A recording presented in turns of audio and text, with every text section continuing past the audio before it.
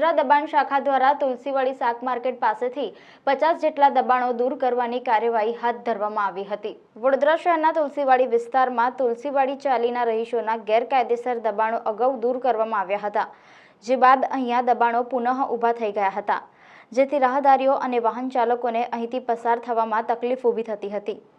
પાલિકા તંત્રને મળેલી ફરિયાદના આધારે કોર્પોરેશને દબાણ કરનાર સ્થાનિક રહીશોને તેમના દબાણ સ્વેચ્છાએ દૂર કરવા અગાઉ પણ નોટિસો પાઠવી હતી, તેમ છતાં દબાણ રહીશોએ દૂર કર્યા ન હતા। આખરે આજે ટાઉન પ્લાનિંગ વિભાગની સૂચના હેઠળ દબાણ શાખાની ટીમે તુલસીવાડી ચાલીના 50 જેટલા રહીશોએ વધારાના ઊભા કરેલા ઓટલા, બાથરૂમ, દિવાલ સહિતના દબાણો દૂર કર્યા હતા।